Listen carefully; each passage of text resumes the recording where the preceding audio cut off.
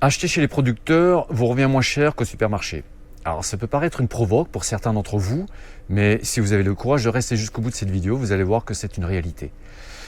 Je fais suite à la vidéo précédente, vous allez manger des pierres. Je remercie d'ailleurs ceux qui ont laissé un commentaire, où j'expliquais entre autres que le but des agents mondialistes avec lesquels nos gouvernants corrompus sont de connivence, était de faire disparaître la ferme agricole, la ferme familiale, au profit de l'industrie de l'agroalimentaire qui va reprendre les terres agricoles et qui va produire à bas coût du bas de gamme. Alors bon, c'est pas pour autant que les prix seront moins chers. Et Aldi l'a déjà fait sur des milliers d'hectares en Allemagne et continue de le faire. Colruyt le fait en Belgique. Je vous renvoie vers le documentaire à ce sujet. En France, on se rend compte qu'à peine 2% des entreprises de l'agroalimentaire gèrent 80% des volumes et que bientôt, demain, ils s'occuperont de 80% de la production agricole pour encore faciliter leur mainmise sur la filière. Donc il n'y a rien à attendre des politiques. Aucun parti politique aujourd'hui ne travaille pour les Français, pour le bien des Français. Aucun n'a le souci du bien commun de la France et des Français. Et c'est depuis Pompidou d'ailleurs qu'ils ont installé petit à petit au fil des décennies ce système ultra-libéral qui aboutit aujourd'hui à une prédation généralisée au profit des multinationales et de leurs actionnaires. Il n'y a rien à attendre non plus des syndicats. Ça fait 50 ans que les agriculteurs manifestent régulièrement. Ils sont accompagnés par la FNSEA qui discutent avec les politiques et on voit que le système qu'ils ont mis en place est relativement dans une trajectoire linéaire et a donc abouti à ce que nous connaissons aujourd'hui, à une disparition programmée des fermes familiales. Et pour bien montrer la chose d'ailleurs, le dernier président de la FNSEA, là, depuis mars 2023, Arnaud Rousseau, c'est un major de la grande distribution puisqu'il est un des présidents du groupe Avril, un grand groupe de l'agroalimentaire et au passage propriétaire d'une ferme de 700 hectares. C'est pas lui qui va se mettre en porte-à-faux par rapport à ce plan et s'ajoute avec les politiques, ça a autant d'intégrité et d'honnêteté que celle des dernières élections présidentielles. Voilà, c'est dit. Dans la dernière vidéo, je disais donc qu'il faut boycotter la grande distribution, les grandes surfaces dans l'alimentaire et faire ses courses auprès des producteurs qui vendent en direct. Alors une raison supplémentaire, c'est que quand vous allez en grande surface, en fait, vous alimentez l'inflation. Alors c'est pas moi qui le dis, c'est le FMI qui dit ça. Il dit « L'inflation est en grande partie alimentée par la hausse du profit des grandes entreprises et donc par l'augmentation des marges des majors de la grande distribution. » Voilà, les prix en magasin ont bondi, mais le prix de rachat des produits agricoles auprès des agriculteurs a plutôt tendance à baisser.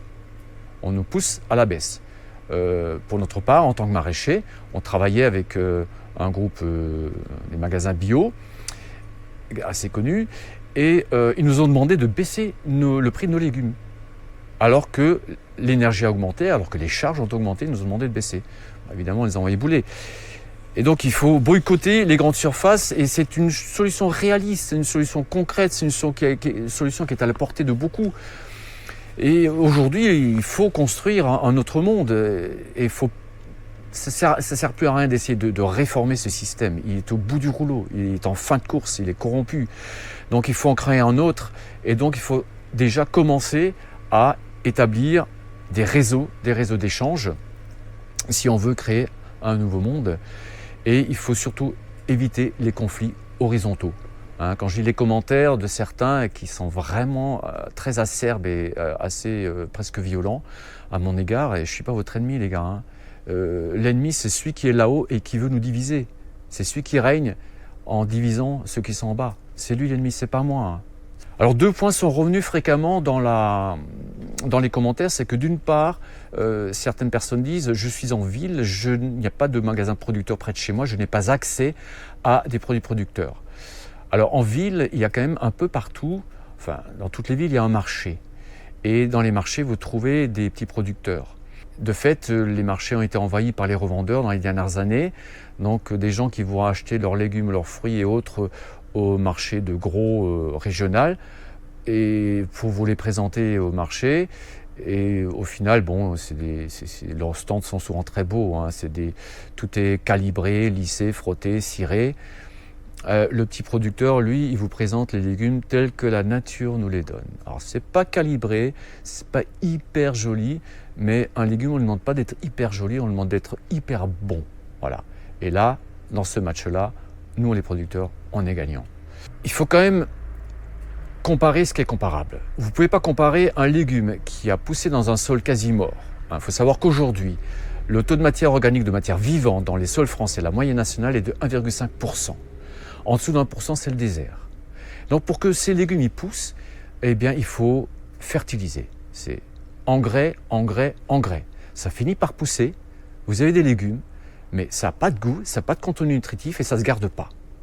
Et vous ne pouvez pas comparer ces trucs-là, de la grande filière, de la grande distribution, avec des légumes qui ont poussé chez nous. Par exemple, dans des sols vivants, on a des sols entre 5 et 10% de matière organique. Et donc, les légumes se portent bien. Ils sont remplis de nutriments, ils sont bons et ils se gardent.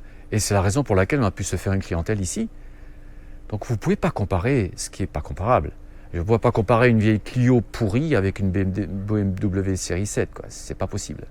Alors, parlons prix, nous avons fait une comparaison ici entre nos légumes et ceux qui sont vendus en grande surface. Et aujourd'hui, nous sommes le panier moyen, il est au même prix, voire moins cher que dans les grandes surfaces, à produits qui ne sont absolument pas équivalents. Nos salariés sont payés à 10,50 € de l'heure, c'est le salaire moyen, c'est le salaire classique en maraîchage, c'est le SMIC, partout. Notre taux de prélèvement en tant que gérant est encore en dessous. Donc moi, je ne peux pas faire moins cher. Donc à 3,20 € le kilo de carottes qui ont du goût et qui vous nourrissent, j'estime que c'est honnête. Alors, ne comparez pas avec les carottes d'Aldi à 1,90 €, c'est juste pas le même produit, ça n'a rien à voir. À cela, on va rajouter d'autres éléments sur la facture. Parce que quand vous allez en grande surface, eh bien, les gens de la grande surface sont très forts pour vous mettre des promos, des mises en avant, des têtes de gondole. Et ne me dites pas que vous n'êtes jamais sorti de là en achetant autre chose que ce que vous aviez prévu. Et donc, vous y allez pour acheter vos légumes, vos fruits, votre pain, et vous sortez avec des trucs qui sont fait peut-être finalement pas si importants que ça, si nécessaires que ça. Quand je vois tous ces sodas dans les caddies, ces plats préparés, c'est quoi ça? C'est mauvais pour la santé. Rajoutez à cela un autre élément qui n'est peut-être pas chiffrable, le côté humain par exemple. Vous allez chez le producteur, il y a un échange. On est entre humains. Au supermarché, vous pouvez toujours attendre ça. Rajouter un autre élément, c'est que quand vous mangez pendant des années des produits alimentaires, des légumes, des fruits, du pain, de la viande, qui n'ont pas les contenus nutritifs qu'ils devraient avoir, eh bien, vous finissez par être carencé. Et qui dit carence, dit derrière maladie.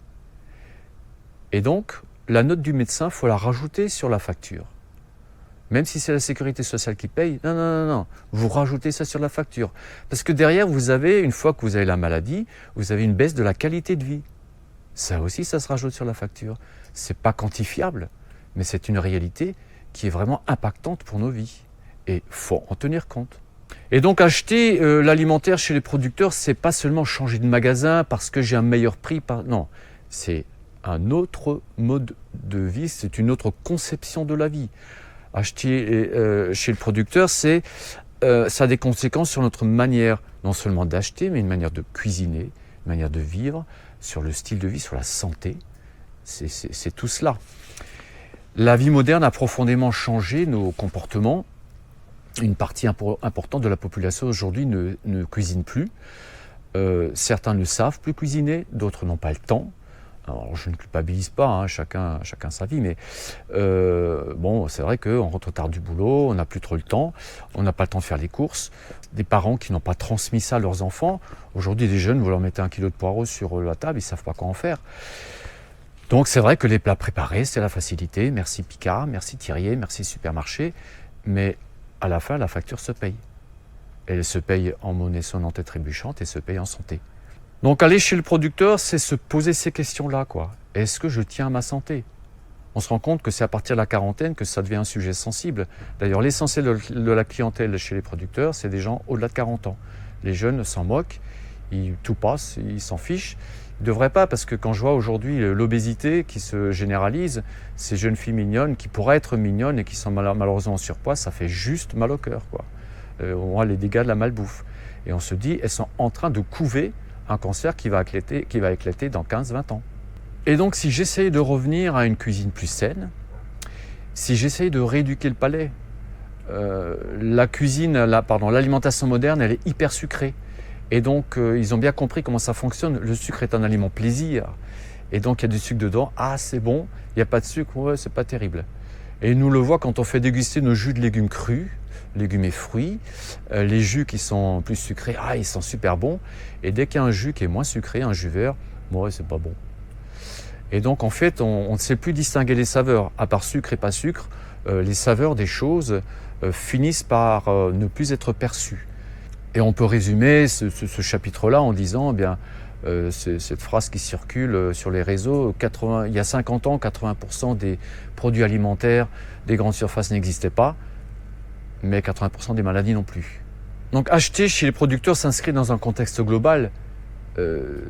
Aujourd'hui, c'est vrai, il s'agit de soutenir les producteurs, mais c'est pas que ça, c'est beaucoup plus. Il s'agit de se vouloir du bien. C'est au bénéfice de sa santé qu'on fait ça. C'est revenir à un mode de vie plus naturel. C'est manger moins, mais manger mieux. On est dans une société d'abondance qui a mis l'accent sur la quantité au détriment de la qualité, et donc on mange, on bouffe. On en a trop. Alors c'est vrai que depuis un certain temps, à cause de l'inflation, il y a des gens qui n'arrivent plus trop à joindre les deux bouts, qui ne mangent peut-être pas assez, mais globalement, la société moderne, c'est une société d'abondance, on mange trop. Moi, personnellement, je trouve que 2 repas par jour, c'est super. Le jeûne alternatif est une excellente pratique qui permet de maintenir l'équilibre physiologique. Voilà, c'est tout cela qui est derrière. Mon but, c'est pas de faire la leçon. Mon but, c'est de favoriser un mouvement de retour au naturel, une prise de conscience de l'importance de ce retour au naturel. Et si nous, on change, on finira tous par changer la société. C'est ce que je le souhaite. Allez, à bientôt pour une prochaine vidéo. Merci.